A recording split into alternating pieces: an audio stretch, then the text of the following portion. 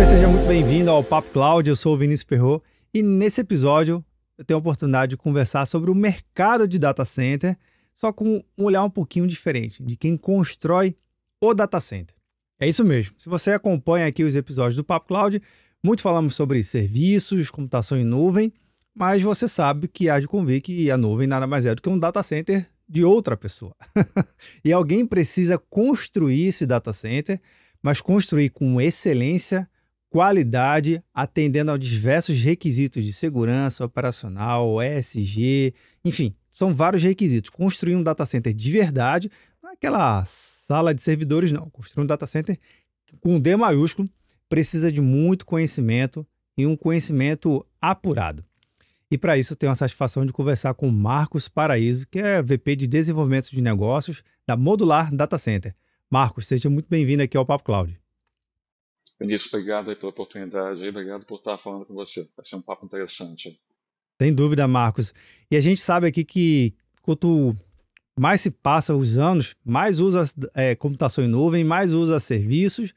Mas na minha introduçãozinha eu acabo sempre brincando, né? Que o data center, a nuvem nada mais é do que um data center de um terceiro, de outra pessoa.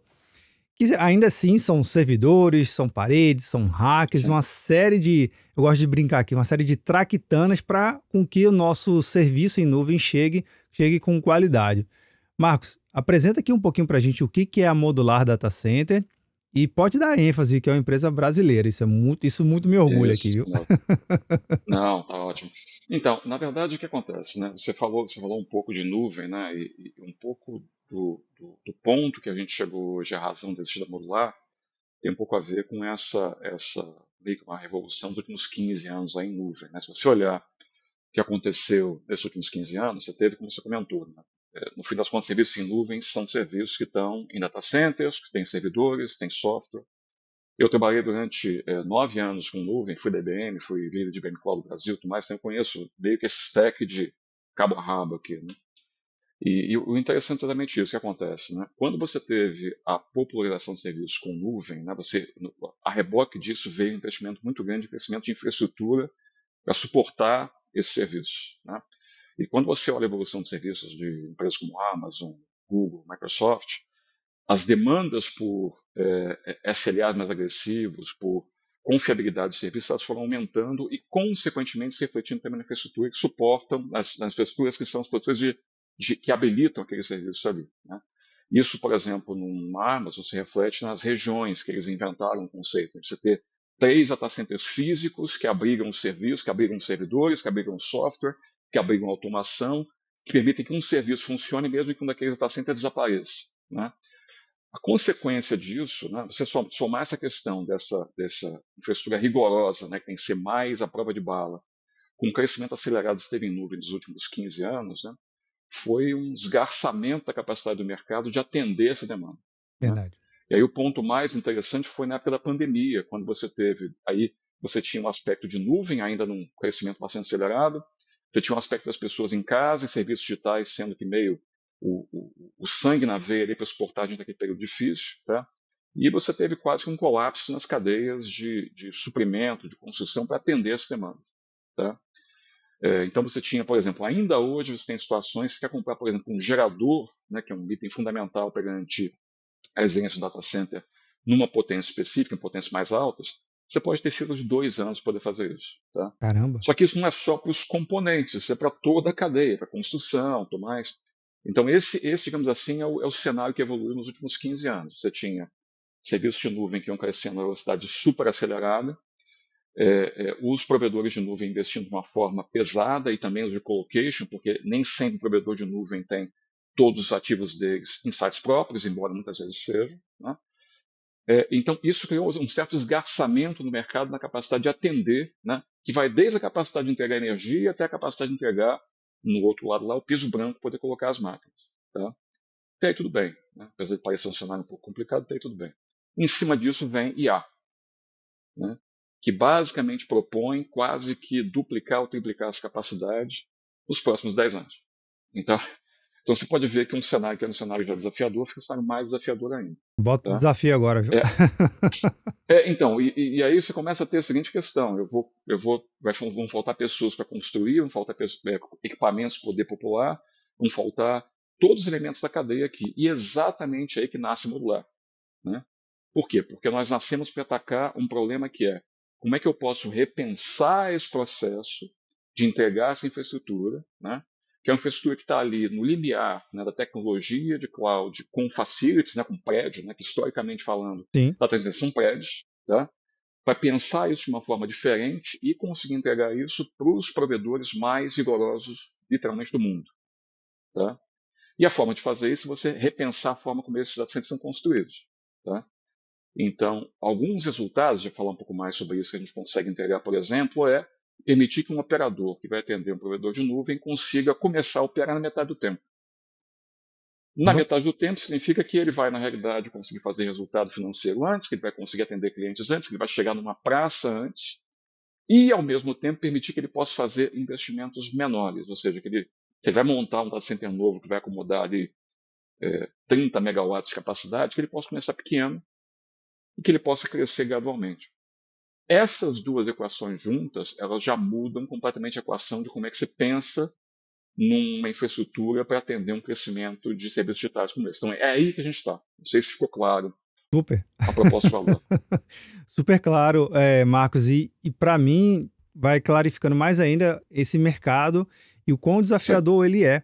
Porque se a gente olhar direitinho, para mesmo o B2B ou B2C que já está mais acostumado em contratar serviços sob demanda, ele contrata bem sobre aquela medida, é muito difícil a gente conseguir refletir isso para, vamos lá, para o mundo on-premise, para o mundo físico das coisas, né? Porque construir uma estrutura de data center não é um software especificamente. Você tem matéria-prima, você tem conhecimento, você tem tempo de produção, logística de entrega e tudo mais, mas trazer essa experiência de crescer como serviço também no mundo, na camada mais física, naquele limiar que você citou super bem, traz uma experiência melhor, melhora também a capacidade de investimento e até mesmo valida mais rápido as hipóteses que as empresas estão se desenvolvendo. Por exemplo, você falou da inteligência artificial e agora mais ainda inteligência artificial generativa, que é um negócio que está explodindo em todos os cantos. Todo mundo tem que ter uma para dizer que é sua, para atender os seus clientes. Então, ter esse olhar, Marcos, bem atento ao mercado, ao crescimento do mercado, não só o cliente do seu cliente, mas o cliente do cliente, faz com que você se prepare mais rapidamente a entregar uma demanda sobre medida para realmente não ficar para trás. Falei, não, cara, não se preocupe, conta com a gente aqui que a gente vai pensar junto a entregar um serviço e um produto que faça sentido para o seu mercado. É mais ou menos essa linha de raciocínio aqui? Sem a gente combinar, você pegou uma das propostas principais de valor que nós temos. Tá? Legal. A gente chama de engineering to suit. Tá? O que é isso? A ideia é que, e quando você olha, né, o segmento das centros modulares, historicamente falando, né, era um segmento que ele era um segmento em que você desenvolvia um produto e você buscava clientes que pudessem se adequar àquele produto. Sim. Tá? Ou seja, eu tenho aqui e começou lá atrás com os data centers em containers. Eu tenho aqui um container que você pode colocar tantos racks, você Quem pode quer colocar container foi uma festa, né? É isso. Quem quer container? Exatamente isso. Tá? O que acontece? A nossa abordagem é o oposto disso. Por quê? Porque, ao mesmo tempo que eu quero fazer algo rápido, eu entendo que para poder atender um segmento, por exemplo, de um provedor de nuvem, o provedor de nuvem não aceita estar com seus servidores, com seus serviços, em um ambiente qualquer. Eles têm requisitos super rigorosos de segurança, de ESG, de toda a questão de trabalhista envolta em quem vai operar no data center, quem vai estar ali dentro, temperatura do ambiente e tudo mais, altura, nível de leito, poder passar fibras, coisas desse tipo. Então, eu preciso, na realidade, pensar na experiência, como você comentou, a experiência do cliente. Então, quando nós fizemos o nosso primeiro data center para atender hyperscale, foi logo de cara para um dos top provedores de nuvem mundiais, tá? Que operam através de um provedor de colocation, né? Que compra de nós. Ou seja, eu vendo o data center, um provedor de colocation, Perfeito. que vende uma sala para um provedor de nuvem. Tá? E aí a gente desenvolveu essa metodologia que é o quê? Na verdade, eu tenho que ser capaz de desenhar os meus data centers pensando no requisito do seu cliente, que são requisitos de onde eu quero ter meus servidores, densidade que eu vou ter, enfim, requisitos de segurança. Os requisitos operacionais do provedor de colocation, que é como é que vai ser o dia a dia, como é que eu faço manutenção e tudo mais, e como é que eu consigo traduzir isso em técnicas construtivas para entregar um produto que seja um produto equivalente ou melhor do que uma construção tradicional. Tá? E nesse processo hoje, o interessante é a gente conseguiu, depois de iterar umas 3, 4 vezes, chegar em designs que eles são designs mais flexíveis, mais interessantes, que entregam a mesma experiência para o cliente final, que eu consigo hoje basicamente colocar qualquer provedor de serviços digitais do mundo inteiro. A gente já tem hoje 5 ou 6 diferentes já que usam o nosso serviço. Legal. Entre eles provedores de nuvem, provedores de CDN, provedores de serviços de mídia social e tudo mais, que já operam conosco. Tá? E a gente está partindo para um patamar acima, porque originalmente os produtos nossos atendiam o que eles chamam de edge. Então, por exemplo, eu tenho uma região de nuvem. E eu posso, de repente, numa cidade um pouco mais remota, eu vou ter ali um data center que não é uma região, não tenho 3 data centers em alta disponibilidade e tudo mais. Então, nossa primeira aplicação foi para esse ambiente edge. A gente já fez vendas agora nos últimos meses para atender o core, ou seja, ambientes centrais desses provedores, para desenvolver regiões deles. Tá? Então, essa abordagem é algo que nos diferencia. Pensa, o que diferencia modular? Os principais diferenciadores são: eu consigo hoje desenvolver um data center que ele é tão bom, ele é tão confiável e ele é tão amistoso aos usuários quanto seria um data center tradicional. Só que eu faço isso na metade do tempo, eu posso entregar isso em pequenas parcelas, eu posso produzir isso muito mais rápido, eu consigo dar previsibilidade, eu produzo isso de uma forma que é muito mais economicamente e ecologicamente sustentável, que é numa fábrica, um ambiente fabril. É praticamente impossível, quando se faz construções em campo, você ter o mesmo grupo construindo 3 data centers diferentes. Sim. Tá? A quantidade de perda que você tem por questões ambientais, enfim, por erros, companhia, pelo fato de você ter que estar juntando ali 4, 5, 6 times diferentes, você vai ter alguém que vai lidar com a parte de refrigeração, alguém que vai lidar com a parte de instalações elétricas, alguém que vai lidar, juntar esse povo todo, integrá-los e fazer com que isso funcione como um relógio, é impossível. Toda obra tem problema. A gente faz isso em fábrica, com um cronograma que é sempre igual, com sempre o mesmo time, ou seja, eu consigo fazer igual, eu consigo aprender a cada vez, eu consigo melhorar a cada vez. Então, essa é a proposta de valor. Tá? O que isso permite acontecer? Vou te dar aqui um exemplo prático. Tá?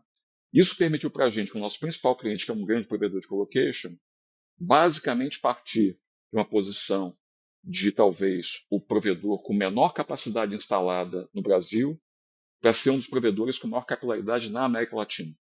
Hoje operando no Brasil, Chile, México e Colômbia. Tá? Por quê? Porque ele consegue fazer isso. Ele investe menos dinheiro, ele consegue fazer metade do tempo. Então, essa aqui é a equação. Tá? Qual é o efeito prático disso para quem usa serviços digitais? Né? Pô, mas beleza, entendi. Legal pra caramba, você fazer um prédio, entendi. Qual é o efeito prático? O efeito prático é que você consegue ter serviços digitais mais próximos de você. Você consegue impactar positivamente o custo, ou seja, eu não estou aumentando o custo de fazer essas novas instalações, você consegue fazer mais rápido, e você consegue fazer com que esses provedores sejam muito mais ágeis. Então, essa é a equação, no fim das contas, que a gente consegue trabalhar. Então, a gente brinca na Modular que a gente consegue vender tempo e expertise. A gente entende muito de data center, mas não só de data center, a gente entende do business, eu particularmente o business de cloud, o business de servidores, o business de software, o business de operação de um data center, né, pela lógica de TI, um business de operação do data center pela lógica de facilities e a construção. E essa visão, eu posso te garantir, assim, é uma visão meio que única quase que mundialmente. Assim, eu diria que quem produz mundialmente data centers desse tipo não consegue ter uma visão integrada como a que a gente tem hoje. Poderia até confirmar 100% aí da tua fala agora, no finalzinho, Marcos, porque alguns mercados que eu acompanho, a produção de data center em larga escala, ele está muito mais preocupado em produzir coisas de larguíssima escala, com muito volume, Sim. muita quantidade. Em alguns casos, uma certa qualidade duvidosa, mas tudo bem. Ok, é um mercado. Mas quando você falou da sua linha de produção, Marcos, me surgiu aqui uma analogia muito grande com as produtoras de carros de alto luxo. Não é Uhum. luxo, não, é de alto luxo, de alto Sim, padrão. sim. Por quê? Muito do que você falou, ele tem uma equipe ultra especializada que conhece muito aquele módulo, é uma equipe muito integrada entre si. Então daria para dizer que, assim como nos carros de super luxo, aquela equipe assina aquele data center, né, e coloca o nome dela ali, dizendo, cara, aquele data center que vai para o meu cliente, aquela equipe ali, ela tem total conhecimento, praticamente de olho fechado, do que tem ali dentro, como tem, por onde passa cada parafuso, cada corte, cada cabo. Essa excelência, junto a essa visão bem mais inovadora e atender ao cliente, é o que faz com que bom, eu queria colocar o nome produto, mas não rotular somente produto, mas a qualidade de Sim, sim. entrega da Modular é o que se diferencia do mercado? Eu diria o seguinte, assim, né? Quando você fala de data centers de todos os tamanhos, tá? Dos menores até os de hiperescala, tá? É engraçado isso, né? Que eu vim de TI, né? Trabalhei 20 e tantos anos em TI, fui da IBM, fui da VMware, hardware, software, serviços, vários tipos diferentes. É engraçado porque quando vim para cá, eu achava que a gente precisava ter uma visão padronizada, que é muito comum em produtos, né? Então, você Ok, não tem 200 variações de servidor, sim. você não tem 200 variações de software, você tem que ter ali um stack mais ou menos previsível e tudo mais. O que eu aprendi nessa indústria é que cada cliente é um floquinho de neve, né? Ou seja, Único. cada um deles tem particularidades, e às vezes nem é o cliente, particularidade do local em que isso vai ser implantado, Sim, particularidade da energia que é fornecida naquele local, particularidade do clima do local e também particularidades do sabor e das predileções de cada cliente. Tá? Então, você não tem uma forma de fazer isso, não seja uma forma que você seja capaz de customizar para as massas. Ou seja, você tem que ser capaz, eu tenho que ser rápido na produção, eu tenho que ser capaz de entregar, de produzir, de desenhar, produzir rapidamente, mas eu tenho que ser capaz de entender que cada cliente vai ter algo específico, entendeu? Hipoteticamente falando, se eu fazer um data center para a Microsoft, um para o Google e um para a Amazon, eles vão ser diferentes, sim. porque a filosofia de operação deles é diferente, porque eles vão ter servidores diferentes, que as tecnologias de cooling vão ser diferentes, que a densidade por rack vai ser diferente. Então, o que você descreveu é exatamente isso. É uma mistura de uma boutique de design, em que eu consigo entender o que está acontecendo, processo muito interativo com o cliente para entender o que ele precisa exatamente, até eu conseguir chegar num design que atenda, ele fala, esse design me atende, e a partir daquilo ali traduzir isso, ou ajustar uma arquitetura que eu já tenho para poder atender aquela demanda. Tá? Então esse é o processo que a gente segue, funciona bastante bem. Esse processo inicial ele pode ser um pouco demorado às vezes, porque você passa por diversas disciplinas no cliente de discussão, né? Pode parecer, a gente não pensa muito sobre isso, né? O que que vai, né? Mesmo no nosso dia a dia, o que que vai dentro de um prédio, né? Cara, um prédio tem N sistemas rodando ali que você Milhares não de se coisas. interessa, mas no fim do dia essas coisas elas têm que estar funcionando de uma forma harmônica, integrada, para você conseguir entregar o resultado final. E isso é muito no nosso dia a dia, tá? No fim das contas, a gente consegue entregar o quê? Eu consigo entregar a tranquilidade que rodar aquela infraestrutura crítica naquele ambiente não vai ter nenhum tipo de soluço no meio do caminho, vai ter o SLA adequado, e não só isso, porque a gente falou muito aqui, ou eu falei bastante, da questão de confiabilidade. Né? Sim, O outro lado da moeda é a questão de sustentabilidade. Né? Porque eu tenho que entregar isso e, ao mesmo tempo, ser consumindo o mínimo de energia possível, o mínimo de água possível e emitindo o mínimo de carbono no processo de execução da construção e depois da operação. Tá? Então é um processo complexo, tá? Mas é um processo super importante e é um processo hoje que ele é crítico. Tá? Por que ele é crítico? Eu vou te dar um exemplo simples. Se você olhar, você falou um pouquinho mais para trás, a parte de IA generativa. Né? E aí o exemplo mais conhecido do mercado é o ChatGPT. Né? sim. Quando você olha lá o ChatGPT 1, o ChatGPT 4, e você olha, por exemplo, assim, quantos hacks a mais aquele ambiente tinha comparando um com 4? Tá? Cerca de 75 vezes. Caramba. Quantas vezes mais energia você teve de um para o outro? Cerca de 100 vezes. Então, você começa a ver essas variáveis e a pergunta aí, quando eu for para o chat GPT 5, você vai aumentar de novo isso daqui 4 a 5 vezes. Mais vezes quanto, né? Quando É tudo múltiplo de muito. é isso. E aí você começa a entrar em searas que são o seguinte, por exemplo, teve há pouco tempo atrás o anúncio do. O Elon Musk, semana passada, saiu para dizer que ele tem o maior cluster de IA do mundo. Né? É um cluster de IA de 150 megawatts, que deve chegar aí a 500 megawatts. 500 megawatts é o que consome um pequeno país. Sim. Então, você, na realidade, para você conseguir, e aí entra essa questão crítica, viabilizar essa expectativa dessas novas ondas de IA, né? Para as novas versões dos modelos é, fundamentais, aí, os de fronteira que eles chamam, você vai ter que repensar a equação como um todo. E aí a gente também entra, porque a questão é como é que você consegue fazer isso? Só para te dar uma ideia. Se você fosse começar a construir o data center de uma forma tradicional para atender o GPT-4, quando o GPT-1 foi feito, você não teria tempo de deixar ele pronto nesse período. Em 4 anos, 5 anos. Tá? Verdade. Então, assim, a equação quebrou, você tem que ter uma equação nova. E aí que a gente entra. Caramba, Marcos, você falando assim, fica muito claro o desafio que é o mercado e o quão legal ele está sendo nesse momento, porque a gente viveu também muito a questão da implantação do 5G, onde as operadoras precisavam de data centers mais modulares, muito mais próximo dos seus edges ali, né, suas cidades satélites, para poder melhorar a performance da distribuição do sinal e atender aos clientes. Enfim, tem desafio na cadeia privada, na cadeia pública, em todos os setores da economia. Agora, imaginando assim, bem futuro mesmo, viu, Marcos? Sem responsabilidade aqui da resposta certa. A Microsoft, há alguns anos atrás, lançou um container, só que um container submerso, né? Uma cápsula submersa, submarino, um data center submarino. Será que daria para arriscar que a modular pode chegar nesses mares também? Porque só em terra já dominou. Não, os submarinos a gente não pensa, não, mas tem algumas coisas alternativas interessantes. Né? Você tocou num ponto interessante aqui. A gente falou muito, né, de um extremo do espectro, que são os data centers de altíssima escala. Sim. Né? Então a gente hoje tem designs capazes de chegar a 140 megawatts em uma única arquitetura. Por exemplo, para atender somente IA, que a gente está conversando com provedores dos Estados Unidos, Europa e tudo mais.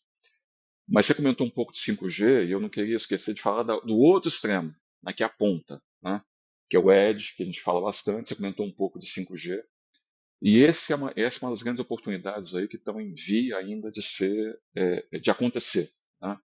Porque a gente fala muito de Edge e tudo mais, mas na realidade ainda eu vejo que esse é um segmento que ele não se materializou ainda como oportunidade que ele vai vir a ser. Né? Mesmo o 5G que você comentou, né, em que as operadoras fizeram uma transição forte, né? Porque historicamente falando das operadoras, as redes deles eram baseadas em appliances, ou seja, Sim. eram hardwares dedicados que compostos montavam uma rede, né? Até o 4G. Ainda era a TI do início do século, né? Desse novo século. Era não muito era um TI, servidor, verdade, um servidor, um serviço. Não era nem TI, na verdade, não era nem TI, porque era um hardware específico ali, né? Verdade. Você está falando é um negócio meio de engenharia de telecom mesmo. O cara pegar e colocar ali aquelas caixinhas juntas, montando uma rede, né?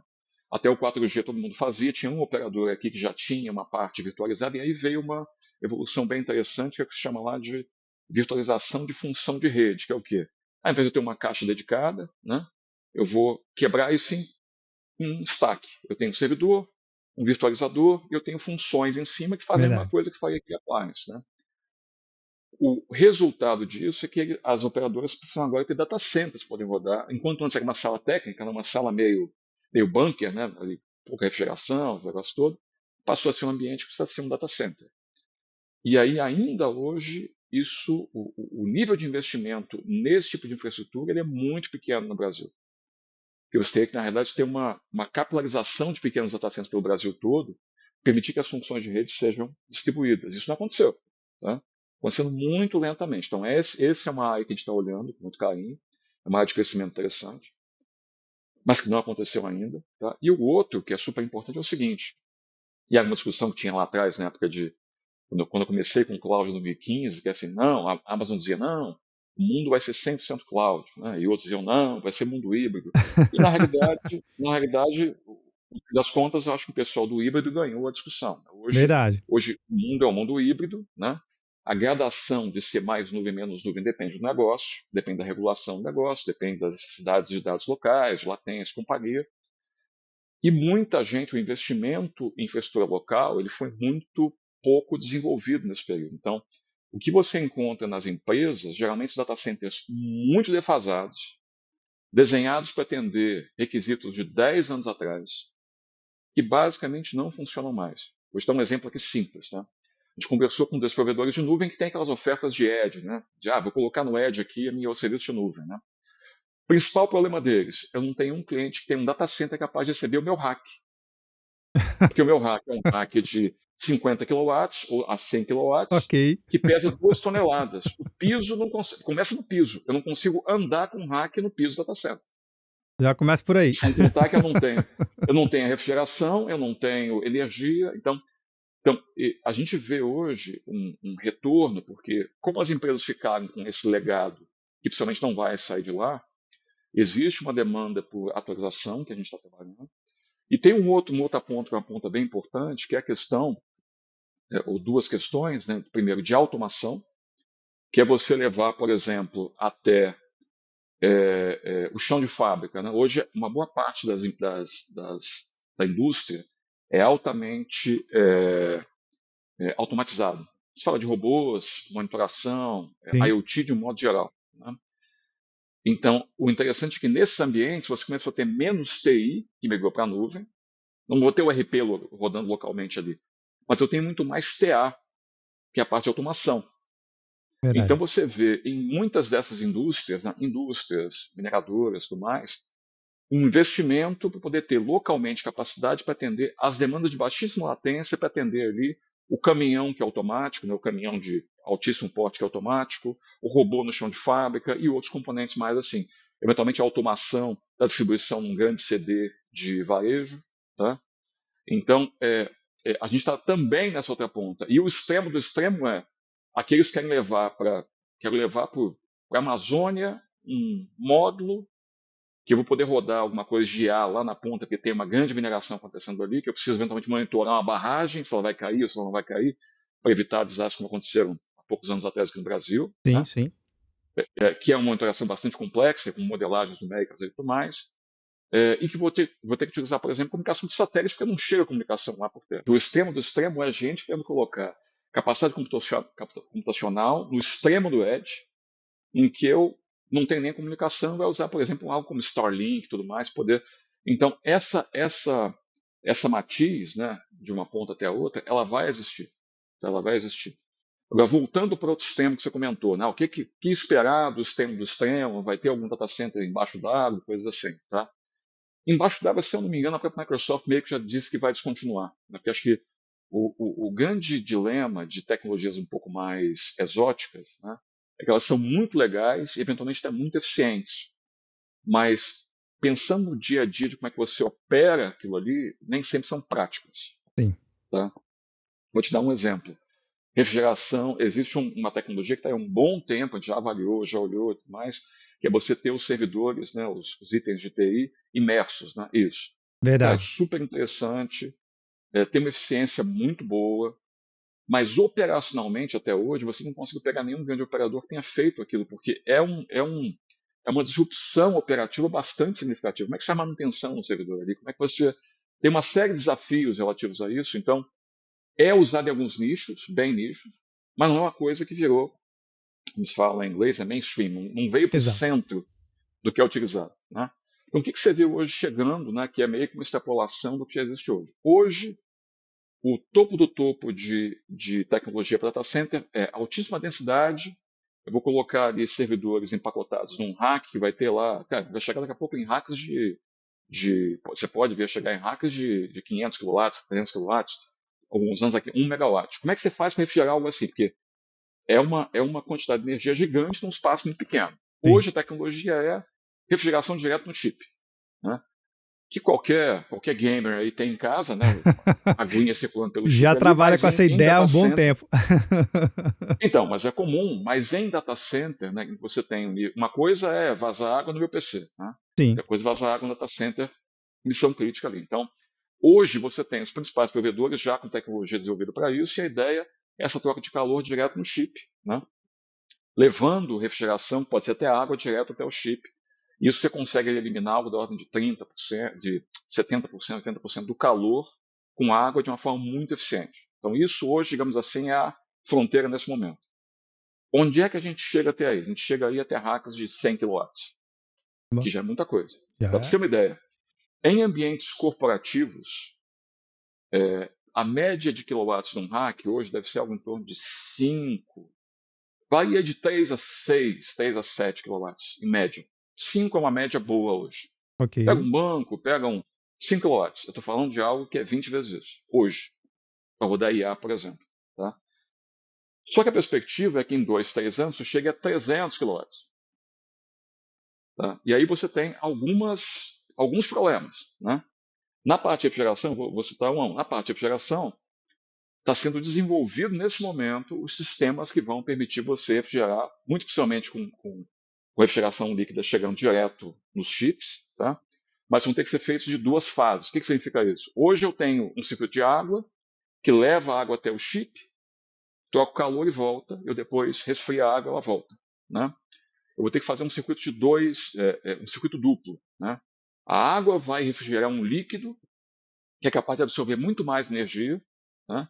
E esse líquido depois esquentado vai ser refrigerado por água. Então vai ser um loop duplo, poder fazer refrigeração para poder atender, por exemplo, esses 300, 100, 200, 150, 200, 300 kW. Tá? Para você ter uma ideia, nem os provedores hoje principais de produtos para essa área têm hoje, isso está em desenvolvimento, mas vai estar Ok. desenvolvido daqui a pouco tempo. Tá? Então esse é um desafio. Outro desafio é energia, porque aí você está falando de, comentando de novo lá do Musk, né, e a Microsoft anunciou algo parecido, ele anunciou que esse novo data center dele vai chegar ao de 250 a 500 kW. Então aí o problema passa a ser outro. Onde é que eu tenho energia para poder fazer isso? Porque eu vou encontrar alguns lugares no mundo, aqui no Brasil, inclusive, é um lugar que está disponível, em que eu tenho energia para poder fazer isso. Mas não é em qualquer lugar. Estados Unidos hoje já tem uma crise em relação a isso, então poucos sites que podem acomodar ambientes como esse, uma limitação de energia. Né? Então, você começa a pensar em coisas, em alternativas bastante exóticas. Né? Uma que o pessoal da data center está apostando bastante é o uso de pequenos geradores nucleares, né?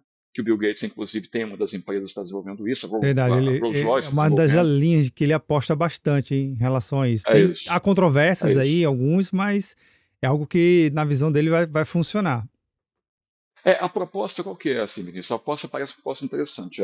Você tem um pequeno reator que é desenhado para ser altamente robusto, de forma que se cair um avião em cima dele, você não consegue ter algum tipo de contaminação por radiação. Tá? Então, é como se fosse uma pilha gigante que você coloca lá naquele lugar e que você troca a cada 10 anos. Porque em 10 anos o combustível ali nuclear ele vai se exaurir e você tem que trocar ele. Então, Exato. hoje, uma das grandes apostas para você não ter um gargalo daqui a 3, 4, 5 anos de energia é fazer isso. Vai acontecer ou não vai acontecer, a gente vai descobrir. Hoje tem desenvolvimento acontecendo, tem muito dinheiro sendo colocado nisso. Tá? Uma outra alternativa é a energia limpa. Né? A gente não que nuclear não seja energia limpa, mas ela gera algumas ansiedades aí por coisas do passado. Sim. Energia solar com baterias. Então, seria você conseguir combinar um grid que tivesse energia limpa sendo gerada, solar, eólica e outras coisas mais, né, que você consiga armazenar em baterias, e aí a tecnologia de baterias ela vem evoluindo de uma forma bastante significativa, tem muito dinheiro sendo colocado aí, tá? Para que você pudesse operar grandes capacidades por períodos mais longos. Os desafios não são pequenos, mas é outro ponto aí sendo olhado. Então, por energia, tem alguns temas como esse sendo discutidos. Tá? Pela ótica de construção, é você conseguir fazer tudo isso muito rápido e conseguir, de certa forma, absorver essas energias e, ao mesmo tempo, conseguir ser ecologicamente positivo, ou seja, você não impactar em termos de água, em termos de emissão de carbono, né? O ecossistema em função de estar utilizando essas gigantes instalações. Tá? Então, tem desafios grandes, existem respostas, ou assim, tentativas de respostas, tá? Mas a gente tem, como indústria, tem um desafio que é um desafio bastante material. Tá? Se tudo que está previsto, só para você ter uma ideia, a previsão que nos próximos 10 anos, né, tem algumas previsões diferentes, que em 5 anos vão ser 15 gigawatts, que em 10 anos vão ser 37 gigawatts de capacidade adicional só para atender IA. são números gigantes que começam a falar com o quê? Com quase quanto um país como o Brasil, os Estados Unidos, usa de energia para atender todas as suas demandas. Tá? Então é um desafio bastante grande, mas é um desafio que potencialmente, ao lado da moeda, pode trazer um benefício muito significativo se realmente tudo que se fala que pode acontecer com o desenvolvimento de IA vier acontecer. Você está falando, eventualmente, você ter capacidade de curar doenças hoje que são incuráveis, desenvolver drogas de uma forma muito mais rápida, de eventualmente ter organizar a sociedade de uma forma muito mais inteligente, tendo a capacidade de ter sistemas capazes de entender o nosso ambiente. Então, o potencial é muito grande. Já tem alguns tipos de sinais que isso aqui vai acontecer. Né? E, ao mesmo tempo, desafios vão trazer também. Então, esse é o cenário. Tá? Qual o resumo da ópera disso? Os próximos 10 anos vão ser muito, muito interessantes. Interessante pode ser positivo ou negativo, mas interessantes vão ser com certeza. Com certeza, Marcos. E muito legal que você está falando. Eu acho que quem está vendo ou nos ouvindo aqui também deve estar curtindo, porque aí é onde entra a máxima de 1 ponto percentual na melhora da sua performance no seu operacional, considerando o tamanho do mercado, é um Sim. ponto percentual extremamente expressivo e impactante e que gera valor. Porque se você consegue melhorar, imagina esse tamanho desse mercado gigantesco, na sua produção, seu tempo de entrega do seu produto, consumo menos de energia, né? Consumo menos de refrigeração. 1 ponto percentual, gente. Às É, vezes a gente é tenta isso. fazer aquela solução que, não, eu consegui reduzir 40%, 70%. Cara, às vezes, de repente, não é esse tanto que você tem que reduzir, é meio ponto, 1 ponto, que é gradativo, porque o tamanho é um desafio muito grande, né? Então, do jeito que você fala, Marcos, dá para dizer que, realmente, os próximos 10 anos aí nesse setor serão bastante animados. Será que é isso Sim, mesmo? sim.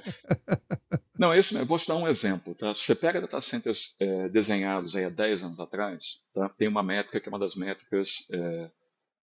Hoje tem 3 métricas principais para entender se o data center ele é eficiente ou não. Né? Que tem a ver com eficiência energética, eficiência no uso de água e eficiência na emissão de carbono. Essas são as 3. Na eficiência energética, você pega um data center com 10 anos. Tá? Quem tem data centers com 10 anos? Todos os grandes bancos do Brasil, por exemplo, têm data centers com mais de 10 anos. Tá? Ou com 10 anos. Quando eu penso em energia, para cada uma unidade de energia que eu coloco nesse data center, tá? O que vira efetivamente computação? Para eles é menos a metade. Ou seja, o PUE, né, a eficiência energética deles é 2 ponto alguma coisa. 2, 2.2, Caramba. 2.4. Ou seja, para cada 1 watt que eu consumo, né, para poder atender um computador, né, atender um trabalho útil, eu gasto 1.2 para o que está ao redor dele, para rodar o ar-condicionado, os sistemas elétricos e tudo mais. Na época parecia algo bom, porque você vinha de uma geração anterior que era PUE de 3, 4, coisas Sim. assim. Hoje em dia, isso é anátema, é um desastre, tá? Porque gera custos gigantescos, é muito caro, a energia, em muitos aspectos, encareceu nos últimos anos, Sim. né? Mas não só é caro, mas ele é ineficiente. Né? Imagina o seguinte: se a minha matriz energética é uma matriz energética baseada em combustíveis fósseis, eu estou emitindo 2 vezes mais carbono que eu estou com uma termoelétrica rodando ali, consumindo um monte de óleo diesel, seja lá o que for. Tá? Então, a gente está em patamares com os nossos arquiteturas atuais, né, que conseguem chegar ali a 1.3 em termos de utilização. Então, assim, não é 1% não, você está falando aí de melhorar 30, 40, 50%. Ok.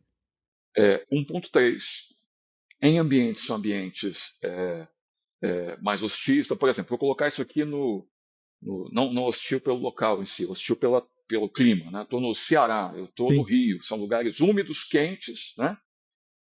Em que você conseguir refrigerar ali no Rio de Janeiro a 45 graus durante o Oh, verão é um desafio. caramba. Tá? Mas em locais mais amenos, se eu colocar um data center na Finlândia, em que no inverno faz menos 30, eu consigo utilizar algo chamado free cooling, que é Sim. você utilizar o próprio temperatura externa para poder fazer refrigeração sem precisar estar utilizando. E aí eu consigo baixar essa eficiência energética para 1.1, 1.05, coisas assim. Então, Mas essa hoje é uma área... O contexto favoreceu, né? Isso, então, mas é exatamente esse, por isso eu te comentei que cada lugar que você vai é diferente, cada cliente é um floquinho de neve. Por quê? Sim. Porque, dependendo do local, a equação muda. Então a gente hoje está trabalhando fortemente essa questão de melhorar, mas agora tem que fazer isso com água, né? Muitos data centers usam, por exemplo, inclusive dos grandes provedores de nuvem, né? O que chamam lá de refrigeração evaporativa. Então, é como se a evaporação da água, eu uso a evaporação da água para poder refrigerar o ar. Isso consome muita água, né? E o outro ponto é como é que eu estou produzindo esse data center de modo geral, né? Porque quando eu faço uma construção, por exemplo, a emissão de carbono associada daquilo é muito grande. E eu tenho muito refúgio. Tá? Então você pode ver que isso virou de algo que era algo assim, constrói esse prédio e poder rodar esse negócio, para algo tremendamente sofisticado, e que vai ficar mais sofisticado ainda, porque junto com o desafio que você comentou de como é que eu entrego essas ondas futuras de tecnologia, vem o desafio que a gente vive hoje, que é toda a questão ambiental, né? Que trouxe para nós já nessa última estação, aqui, último verão, a gente teve temperaturas recordes em todo o Brasil. Né? Você pode ver a mesma coisa acontecendo hoje no hemisfério norte, agora com o verão deles, né? Os mesmos problemas, né? Gente morrendo por conta. Então, essas coisas estão todas associadas. Então, o que acontece aqui é que você passa a ter cada vez uma equação que demanda que você realmente tenha um olhar muito especial de como atender às demandas de tecnologia e, ao mesmo tempo, olhando o espelho daquilo ali, que é como é que isso aqui, que tipo de impacto ambiental, né, e fator ambiental isso tem ao longo dos próximos 5, 10 anos. Então, é um pouco essas coisas combinadas.